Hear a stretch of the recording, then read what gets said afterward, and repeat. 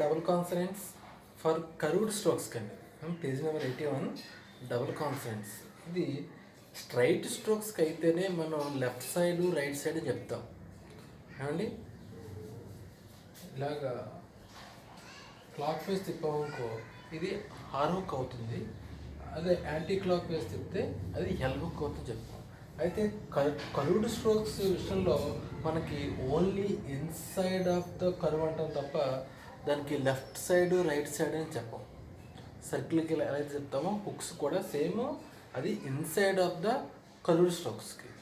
ఇక్కడ a small initial circle, small అంటే తర్వాత ఫ్యూచర్లో లార్జ్ వస్తుంది, అందుకని ఇక్కడ స్మాల్ అని క్లియర్గా ఇండికేట్ చేశాను. స్మాల్ ఇనీషియల్ హుక్ ఏమండి ఏమవుతుంది, ఇది ఏంటిది ఎఫ్రైడ్.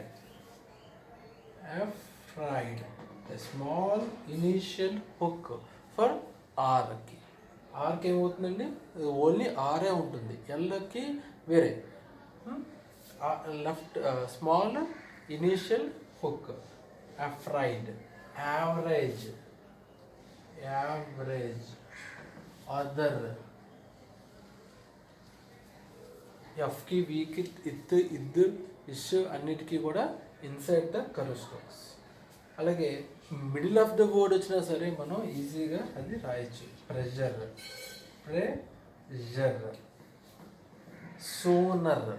ఇప్పుడు ఈ కేసులో ఏమవుతుందంటే ఆల్రెడీ మీకు స్ట్రైట్ స్ట్రోక్స్లో చెప్పాను, హుక్ వచ్చిన తర్వాత హుక్కి ముందు ఎస్తో స్టార్ట్ అయితే అప్పుడు ఏం చేయాలంటే a small circle attached to the curve.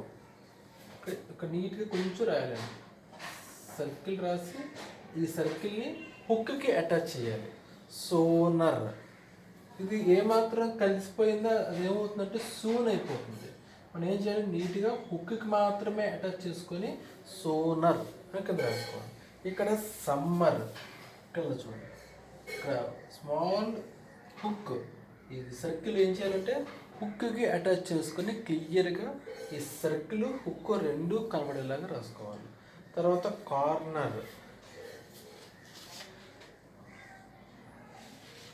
ఇప్పుడు ఆల్రెడీ మీకు స్ట్రైట్ స్ట్రోక్లో చెప్పాం, ఆ సౌండ్ వచ్చినప్పుడు డాష్ హోల్ ఎక్కడ వేయాలంటే ఫ్రంట్ వేయాలి. అది లెఫ్ట్ సైడ్ కానీ రైట్ సైడ్ వేసాం కదా, అందుకు ఏమవుతుందంటే క్రానర్ అయిపోతుంది. సో అందుకని రాసుకోవాలి. తర్వాత నార్మల్.